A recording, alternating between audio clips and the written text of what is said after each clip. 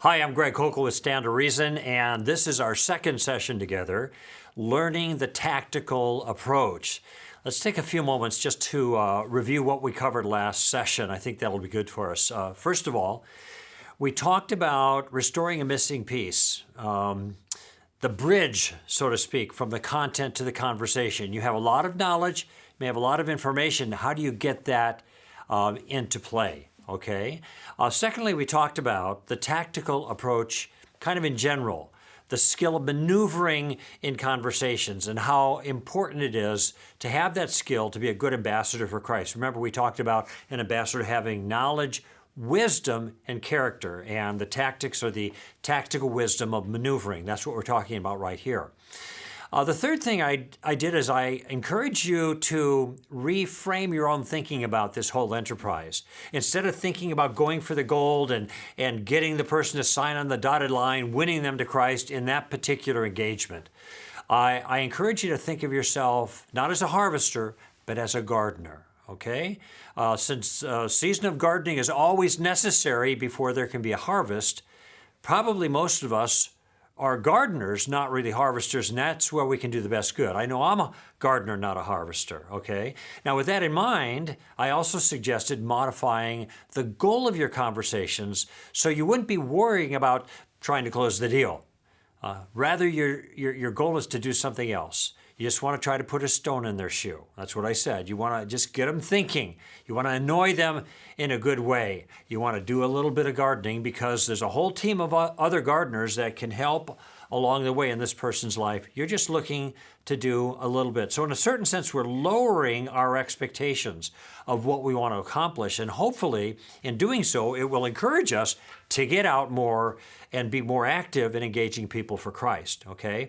Now, we talked also about the game plan that I promised that I'd give you that would allow you to converse with confidence in any situation, no matter how little you think you know, or how aggressive or knowledgeable or even obnoxious the other person may be.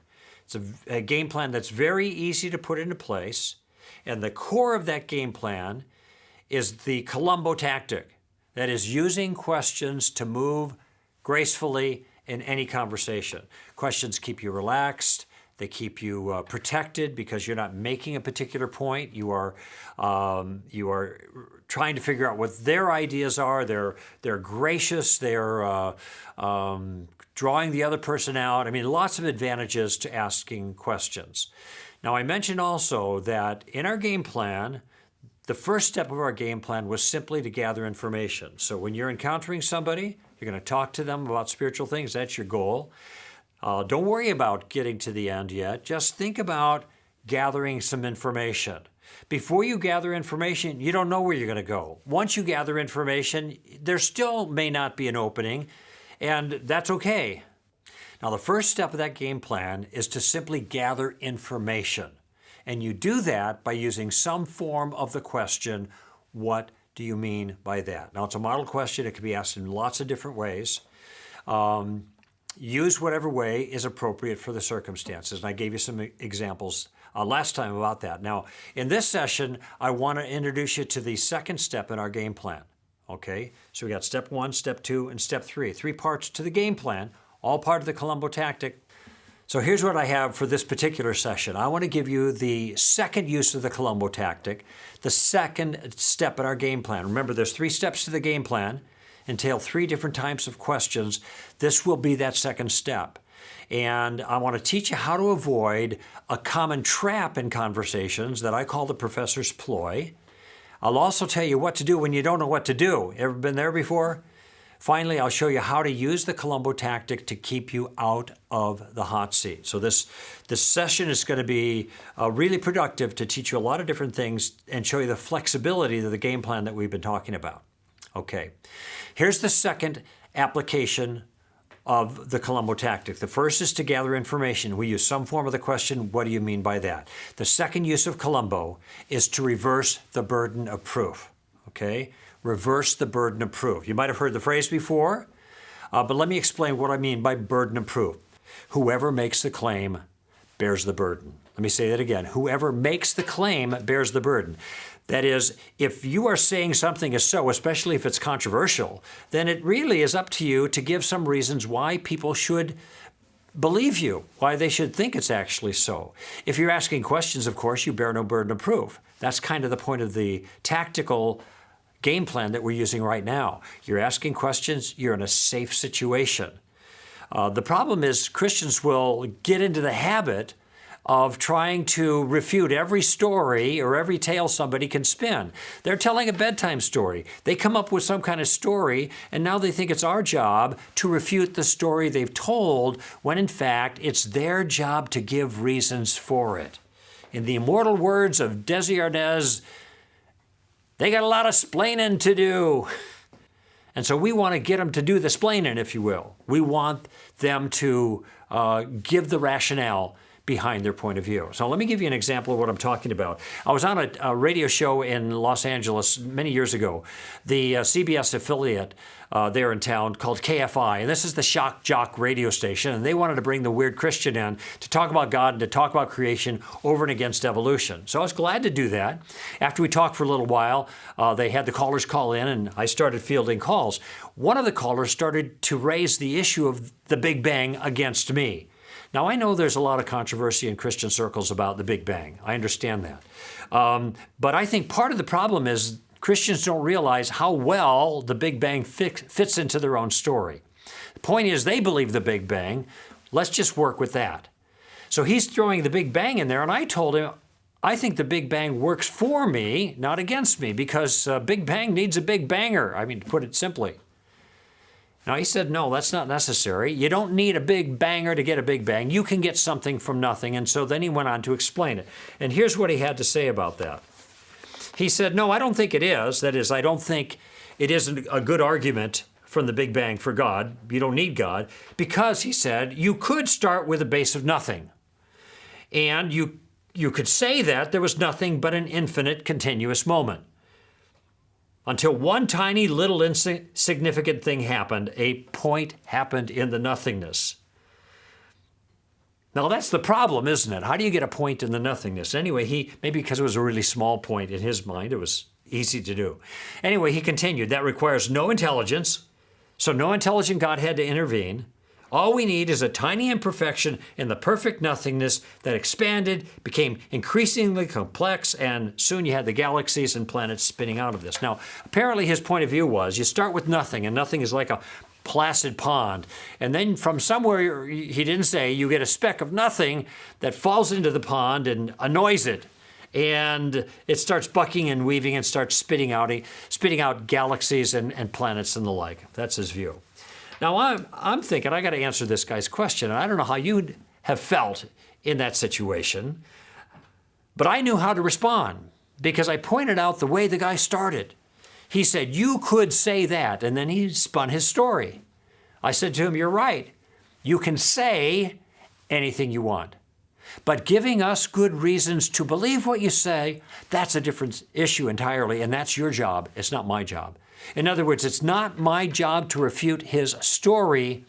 It is his job to give reasons in support of the story. I don't have to play it all until he's given me good reasons to take his story seriously. Okay? Think about it this way. You know what a gauntlet is, right? It's a medieval glove that knights would wear. What did it mean when you threw down the gauntlet? It meant it was a challenge. The knight doesn't throw down the gauntlet and then step back and say, I win. No, the other knights are going to say, hey, you're just in the game. You just anteed up. You just started. You got to put up now or shut up. You got to show us what you got. And the same thing is true in this situation. When people make assertions, don't mistake it for an argument. It's not. An argument is a point of view, an assertion with supporting reasons.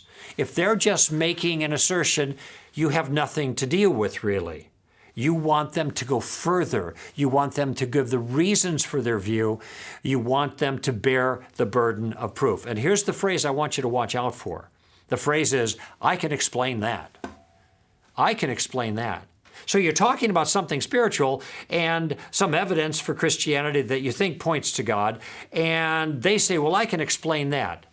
Be prepared to get a bedtime story when you hear that. They just spin a yarn, and there's lots of different ones that they offer that they think are compelling. And they think in their own minds, if they can just come up with an alternate explanation, then they've done a good job in refuting your point of view. But keep this in mind. An alternate explanation is not a refutation, okay? These tales that people tell have great rhetorical power. They're very effective psychologically to dislodge your confidence in what you believe. But these things have to go another step. They have to be put to the test. Not everything that's possible is reasonable. And this second step of our Columbo game plan shows that the other side has to do better than just have a good imagination. They have to have reasons. And so here's the key question that you use to reverse the burden of proof. Now, how did you come to that conclusion? Or what are your reasons for that? Or why do you think that's the way it actually took place? I mean, there are lots of ways of saying it, but essentially you are moving the burden of proof back on the person who has made the claim, and that's exactly where it should be, okay? Remember, the person who makes the claim, what? Bears the burden.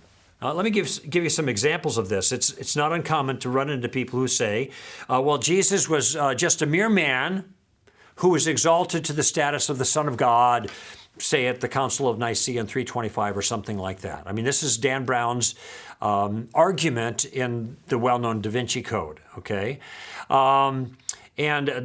Okay, the first thing that I'm going to do is ask my first Columbo question. What do you mean by that?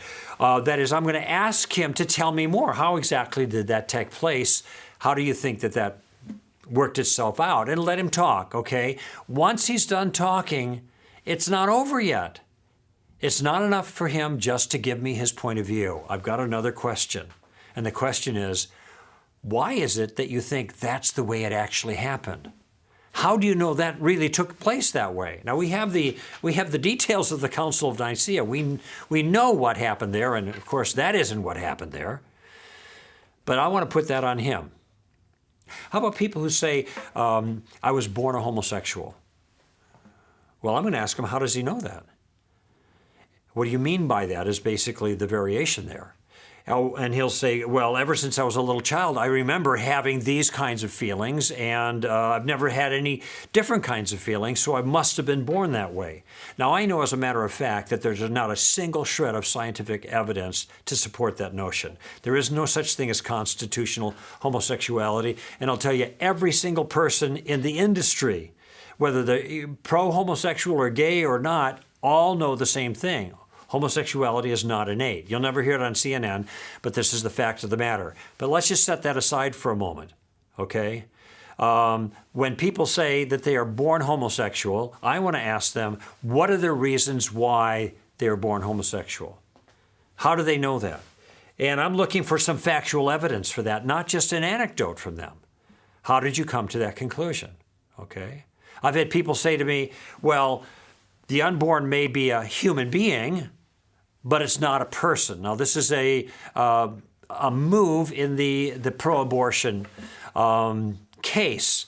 Maybe a human being, but not really a person, okay? So what's the question I ask? What's the difference?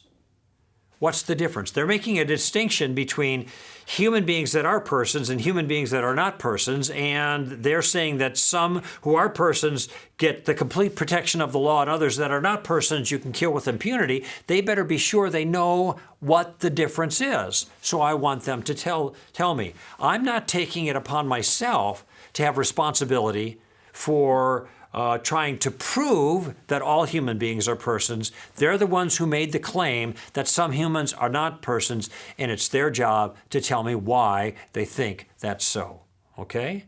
Now remember, the first question that we use in our game plan, what do you mean by that? That helps you to know what the person thinks. Absolutely important to know how to proceed, okay?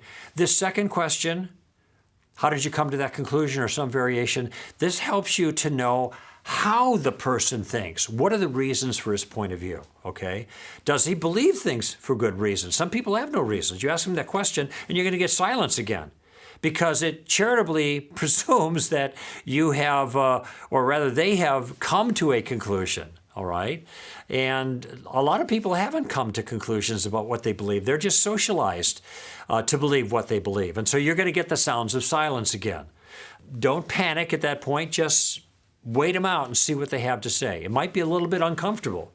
How'd you come to that conclusion? What are your reasons for that? They don't know what to say. That's all right. Just let them work with that a little bit. So they may be caught flat-footed when you ask for reasons, but at least your question gives him a chance to express his rationale if he actually has one. So remember, the two most important tactical questions that you can ever ask a person are, what do you believe? And why do you believe it? Those are our questions, essentially. Now, I want you to think for a moment. Just reflect on the tone of our questions that we've covered so far, the first steps of our game plan. These are engaging questions, conversational. They're probing. You're gathering information, but they're still amicable. And they keep you in the driver's seat while the other person is doing the heavy lifting, okay?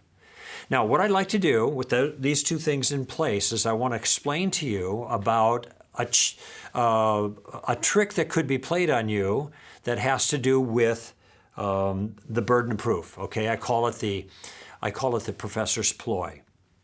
Let's say you're in university, and it's pretty common nowadays to be in a university classroom and have the professor bent on destroying the convictions of every Christian that's in his class. Sometimes they announce that at the beginning of the session. You're a Christian here, you won't be a Christian when I get done with you, okay? And then they take opportunity, even when it's not relevant or germane to the topic, to attack Christianity at every point. They might say things like, the Bible's just a bunch of fables, okay? Now, oftentimes you're going to have a Christian who's in a class like that, and they're not going to take this lying down.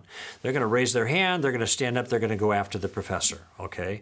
Now, I think this is right-hearted, but I think it's wrong-headed because it violates a fundamental rule of engagement, which is this: never make a frontal assault on a superior force in an entrenched position, okay? This is just suicidal. The man with the microphone's got to win. And a professor in this situation always has the strategic advantage, and he knows it. So don't get into a power struggle when you're outgunned in a situation like that. Now, I'm not saying you should break off the conversation. I'm saying use your tactics instead. So if you're a student in a class and the professor says, the Bible's just a bunch of fables, I don't know what question might come to mind right about now that you might ask the professor. Right, what do you mean by that? And let him talk. Let him explain, give more detail about it. Fine. By the way, is that question a challenge? Is that question a head-to-head with the professor? No, this is what you're supposed to do. You're a student. You're asking questions, okay? Fine, so he explains it. Once he's explained what he means by that, I don't know, what other question might come to mind right now you could raise your hand and ask? How did you come to that conclusion? Right. Now, it might be, though, that the professor figures out what's going on. He realizes, there's the Christian there who's sandbagging, laying low, and he's going to call you out. And he might say something like, well, you must be one of those Christians who thinks the Bible's the Word of God, every jot and tittle. Well, look, I got a little extra time here. Why don't you stand up right now and explain to the rest of the class why you think the Bible's not a bunch of fables, but it's the inspired Word of God? Go ahead. Okay, now what has the professor just done? He's reversed the burden of proof on you now if you're the student in that class. And why is that an illicit move under these circumstances? Because you have not made any claims. If you haven't made any claims and you're only asking questions, you don't bear any burden. The ploy here, the professor's ploy, is for him to make the claim and then to say, essentially, you prove my claim wrong. Well, let me give you a piece of advice. Do not take the bait. Do not take responsibility to disprove another person's view before they have already given some evidence for it. They're making you do the hard work. Don't let them do that. Now, in that circumstance, you might say, well, Professor, you don't know what I believe. I might even agree with you, but I've never even said my point of view, so you don't know. I'm just trying to find out two things. I'm trying to find out what you believe and why you believe it. Unless you just want us all to take this on faith. No, you don't say that. I'm joking about that part.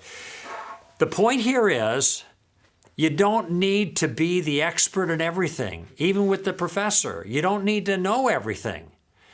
All you need to know is two simple questions, and that is, what do you mean by that? And how did you come to that conclusion? And if you keep the burden of proof on the other side when they're the ones making the claim, you don't have to have all the answers.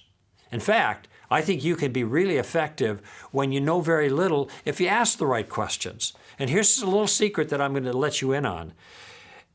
I have seen this happen over and over again for myself and also with others who talk to me, that people have come in kind of so full of themselves and their sails are just filled with their own sense of confidence, and they're shouting and pouting off all of these things against your view. And then you ask them, what do you mean by that? Or you ask them, how did you come to that conclusion? And I promise you, you can, many times, not always, but you can just see the wind go out of their sails. They haven't given any thought to this kind of thing.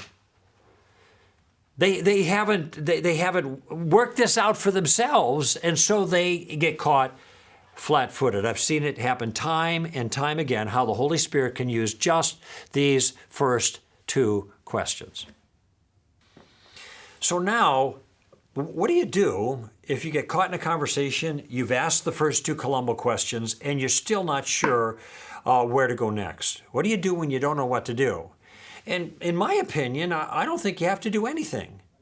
There's no magic, in a sense, about this. If you follow the game plan, then it'll lead you inexorably to this wonderful conclusion where the person prays and receives Christ. We don't know what's going to happen. Remember, we're just gardeners. We're not harvesters, okay? In these first two questions, you don't need to know anything. Okay? You just need to know the questions, but you don't need to know any content. And it might be when you get to the end of these questions, you're done. The third use of Columbo, you need to know something, and we'll teach you in our next session how to use that. But maybe you've just gotten this far and you don't know what to do. Well, there's nothing wrong with letting a conversation just die a natural death. If you don't have the resources to go further, don't be compelled to force the conversation. Just consider it a fruitful, interactive learning experience. Even so, I've had folks go out after this much training. They've just gone out onto the university campuses for conversations, and it's amazing what you're going to learn just by asking these questions. You're going to be amazed at how easy it actually turns out to be, and that's the feedback that we've gotten. So you don't have to hit home runs. You don't even have to get on base, in my view. All you have to do is get up to bat, get in the batter's box, and the first two Columbo questions will accomplish that. Now, I want to show you one more thing that is an advantage of these Columbo questions. I call it getting out of the hot seat. Sometimes you're afraid of going further in a conversation because you think, maybe this other person knows more about this stuff than I do, and they're going to hit me with a bunch of stuff I don't know how to answer, okay? And so you end up not saying anything at all. You don't want to get in over your heads, okay? You don't want to get pushed around by some aggressive critic that's blasting you with your arguments or opinions or information that you don't know how to handle. Okay? And I can sympathize with that. You don't want to get in that circumstance, because once you get in that circumstance, who's in the driver's seat now? Not you. They are. You want to be in the driver's seat. Okay? And this next little adaptation of our first two Columbo questions are going to buy you some time if you find yourself in that situation. Okay? And part of what I want you to see here is I don't want you to feel under pressure to immediately answer every question or every point that's made, especially when the other person is coming on really strong, okay? If you find yourself in a circumstance where you start out in persuasion mode and you're trying to get them to see your point of view, and then they come back with information or arguments or points of view that you have no understanding of, you've not been exposed to at all, you find yourself at total loss for words, really overwhelmed by the information. They may not be overwhelming you with their personality, that's a different set of circumstances, but you just can't deal with this information. When you're in a situation like that, let me ask you first of all, who now is in the driver's seat? Not you, right? The other person's in the driver's seat, okay? I'm going to give you a move that will help you get out of this hot seat that you find yourself in, okay? And I want you to practice a little bit of what I want to call conversational aikido. Aikido is that self-defense practice that you don't oppose the force of someone else. You don't push back. You just use their force in your favor, okay? So what we're going to do, in a sense, is let them keep coming at you, but we'll want to do it in a way that you will actually be in control of the conversation. So if you find yourself in the hot seat, being overwhelmed with information you don't know, you want to shift immediately from persuasion mode to fact-finding mode. You want to immediately become a student. And you can say something like this. You say, wow, it sounds like you know a lot more about this than I do. I wonder if you could help me out here and just do me a favor. Slow down a little bit. Because I really want to understand your particular point of view, and tell me more clearly precisely what it is that you believe, and then tell me your reasons for it. Okay, and I'll get a piece of paper out and maybe I'll take some notes because I want to get this right. Now, what you've done then is you've completely reversed the circumstances. Do you have any obligation to answer their challenge when they give it to you? No, you've already said, I'm the dummy. You're the smart person. I don't know what's going on. Give me an education. All right? And then they talk to you. They let you know what they believe and why they believe it. You might be taking some notes or at least making a mental note of it. And then you say to them, let me think about it.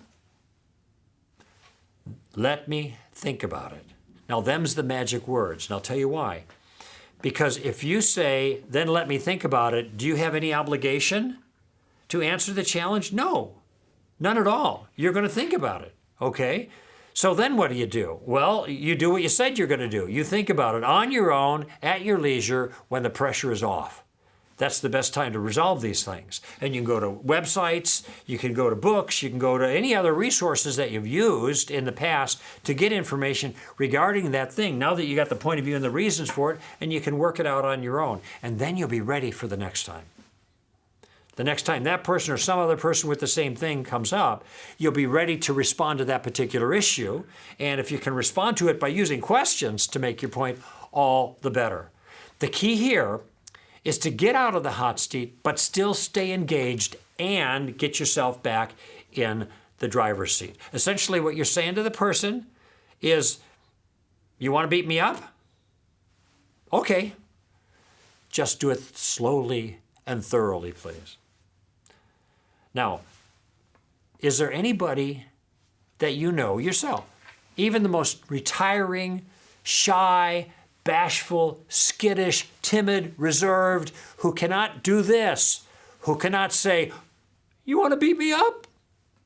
Okay, just do it slowly and thoroughly, please. No, anybody can do this. This is easy. This is easy. Now, you haven't won that person to Christ, but that's okay. That's not our goal. Our goal isn't to get them to sign on the dotted line.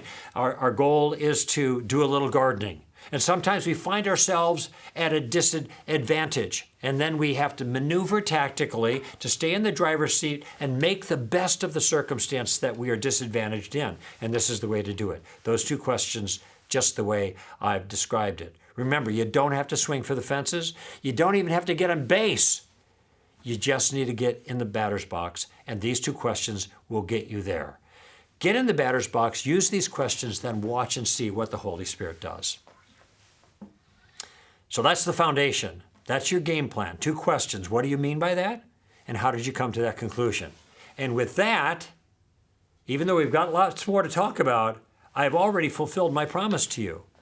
Remember the first session? I said I was making a promise that I would give you a game plan that would allow you to converse with confidence in any situation, no matter how little you knew or how knowledgeable or aggressive or even obnoxious the other person happened to be. I've done that. If you remember these questions, you can talk to anybody. And if you forget everything from our session together, remember this. take a tip from Lieutenant Columbo, always ask questions, right? So let's do a quick review of what we covered here in this session. First thing I did is I introduced you to the second use of the Columbo tactic, the second step of our game plan. I call it reversing the burden of proof. And remember the rule there, the one who makes the claim, right, bears the burden. No more free rides. We're not going to let people just say whatever they want and not have to account for it. And I taught you how to avoid a burden of proof trap that I called the professor's ploy. Never allow someone else to put you in the position of having to make the case when they are the ones who have made the claim, okay? It's his job to defend his own view with reasons or evidence. I talked about what to do when you don't know what to do. If you've gotten this far and you can't go any further, fine, let it die a natural death. Don't sweat it. Do what you can and let the rest go. There's no need to force the conversation, at least not in my view. And finally, I showed you how to use the Columbo tactic defensively to keep you out of the hot seat. And what I said was go immediately into student mode, take notes if you need to, and then invite the other person to tell you what he believes and why he believes it, and then tell him you'll think about it. And then think about it, okay? On your own time when the pressure is off. Now, in our next session, we will complete our game plan with the third use of Columbo. It's very, very powerful. And in the meantime, I want you to do some homework. This next week, I just want you to make some conversations with people. Make conversation using the question, what do you mean by that? Make conversations using the question, how'd you come to that conclusion? Again, we're just getting into the batter's box. We're not shooting any further than that.